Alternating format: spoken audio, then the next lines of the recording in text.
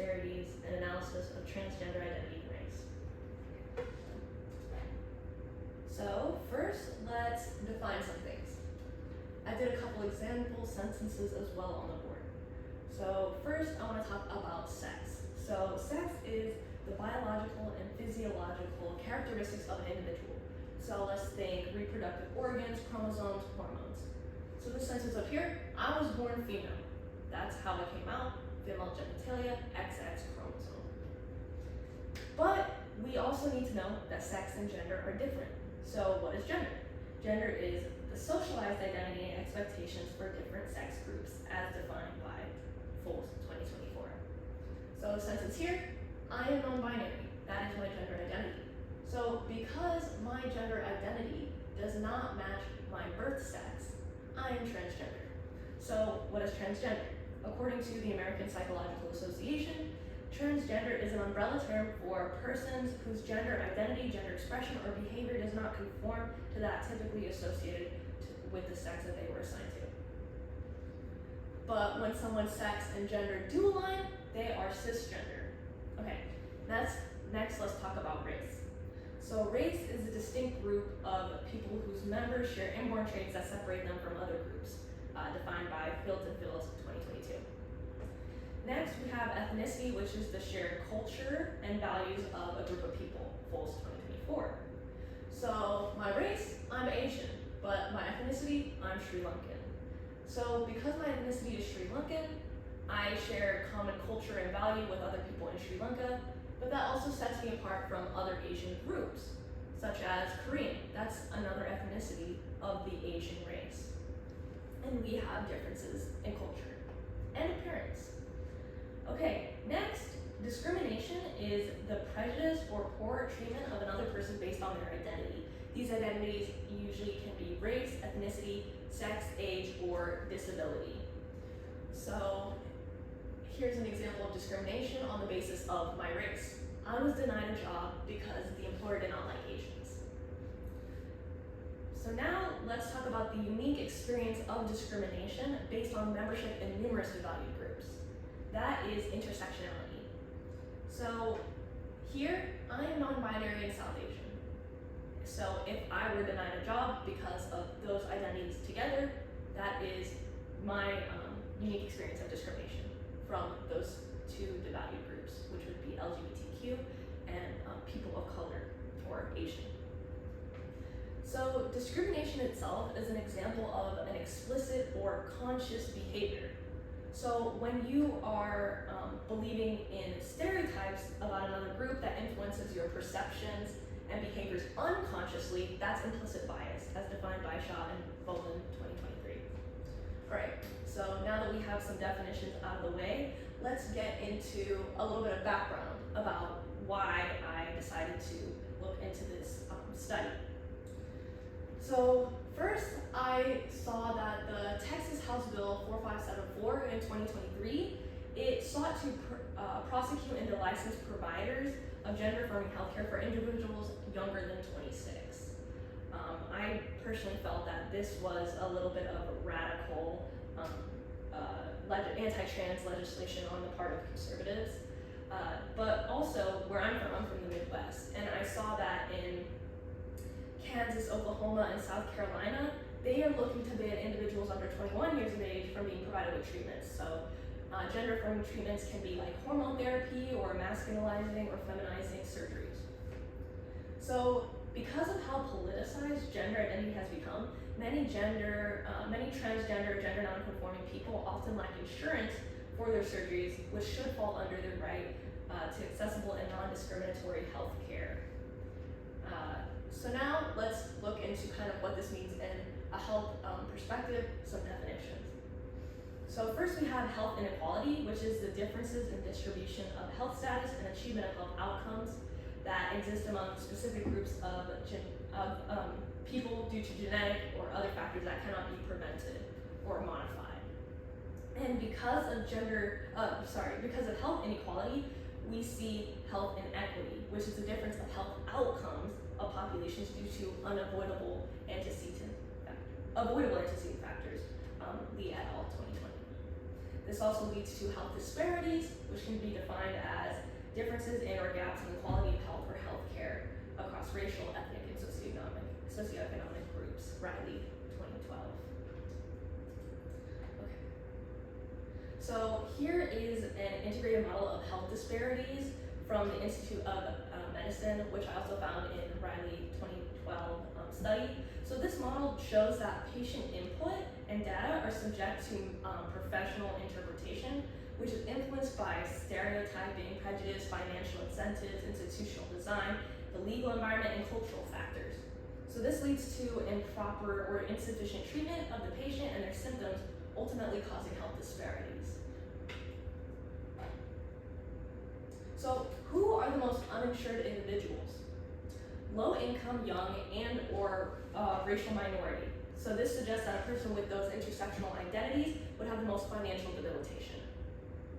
Specifically, Latino and Black Americans in particular have poor health coverage, and they are part of a population that tends to be in a worse condition when they're finally in treatment, according to Riley 2012. But hospitals that do treat a higher percentage of minorities, they do tend to be more expensive. So these result in higher medical bills. So let's say a Black individual experiences a health emergency, it may be detrimental to their ability to afford amenities such as housing, food, and utilities. And if you're living just above the poverty line, that can really affect your life, many aspects of your life.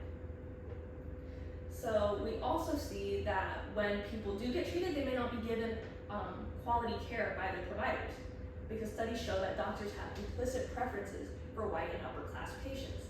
Hader et al. 2011. So let's look at a graph of what we're seeing.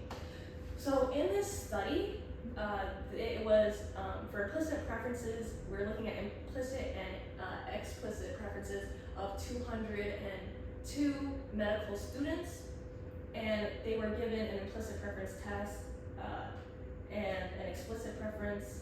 And so what we're seeing here for race between Black and white, they did not show much explicit, so outward discrimination towards people depending on their race. So most of them explicitly treated them equally, with slight explicit preference towards whites. But now when you're looking at implicit bias, so unconsciously how they're treating or how they view white people over Black people, or white patients over Black patients, we see that there is moderate to strong preference for white patients. So that could show itself in how they may diagnose or how they may treat their white patients. All right. Now let's look at preferences for lower versus upper class. Okay. So explicit preference scores show that there's an unbiased attitude towards the lower class and upper class patients, but implicit preference scores indicate that there is a strong class preference for upper class, for high income patients. So medical students will show an implicit bias for upper class and or white patients during treatment, and that will later affect them when they're in the actual workforce.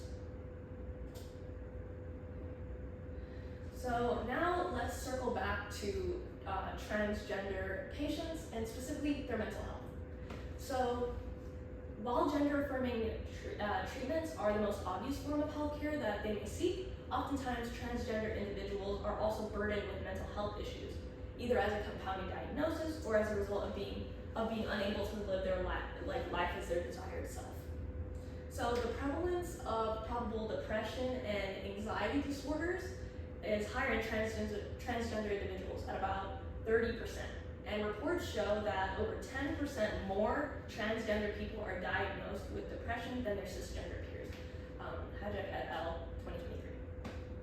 So some causes of this mental health gap is social rejection, bullying, discrimination, violence, and lack of familial support. So while transgender people are more likely to have mental health issues, data also indicates that having access to gender-affirming care can partially aid in their mental recovery, along with self-acceptance and a strong support system. But increased depression and anxiety is also linked to other identities, those who are unemployed, young, and or have chronic diseases. So this shows that the most vulnerable groups of people to mental health issues are also people who are less likely to have health insurance, as we talked about before. So unemployment, homelessness, and untreated chronic illness can also precipitate from social stigma surrounding transgender identities. So this may be seen as employers not wanting to hire transgender candidates to avoid providing healthcare benefits, or just due to their bigotry. And LGBTQ+ people are more likely to be disowned by their families. So the implications of these findings put transgender individuals at risk of death by suicide, in addition to medical and social discrimination. In transgender youth specifically, we see about 20% of students have attempted suicide and 40% inflicted self-harm in 2014 without getting proper health care. Okay. So connection to geographies of race and ethnicity. So the experience transgender people of color have is very dissimilar to their white cisgender counterparts. If we look at White Privilege, Unpacking the Invisible Knapsack by Peggy McIntosh, she says she can be sure that if she needs legal or medical help, her race will not work against her. So while it appears that her white privilege plays a key role in her access to sufficient medical support, it can also be privilege she has as a cisgender woman. White privilege provides many benefits its recipients are unaware of, but having a minority identity, like being transgender, can negate some of them. So that's why we see white trans people also suffering because of their transgender identity.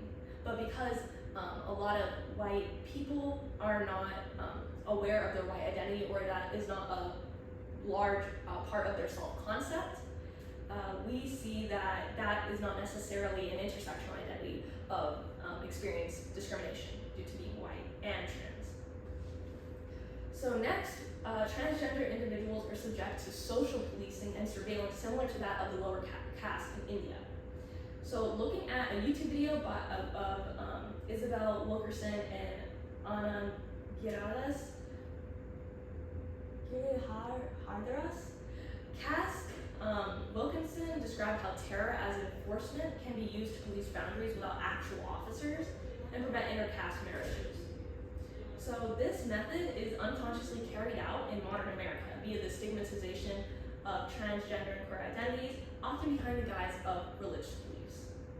So other than directly outcasting these groups, people who express themselves outside of the gender normative or show allyship also face social judgment.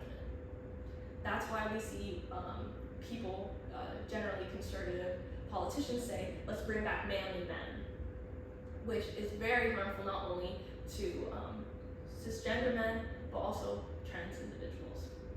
So that means our current social structures are inherently harmful to many. So here's some conclusions that we got from my analysis.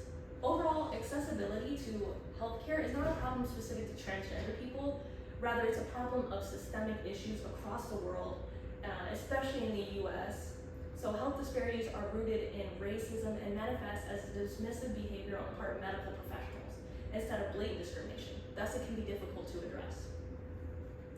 Because gender-affirming surgeries are becoming a viable option for transgender individuals, they are now subjected to similar health disparities based on their gender, which are exacerbated by an increased probable prevalence of mental health issues. Next, so this places transgender people of color in a precarious position, as they are not only lacking gender-affirming care, but potentially find themselves uninsured for regular doctor's visits due to layers of health care discrimination.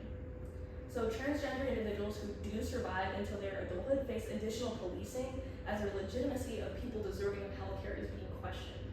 The legislative threat to accessibility for healthcare for transgender people is not only a direct attack on their rights, but also an inadvertent attempt to eradicate them as a population in the US. Therefore, harming a transgender community is one step towards further disabling poorly protected groups, such as Black and Latino groups, women, queer people, immigrants, young people, the unemployed, and chronically ill, and the homeless.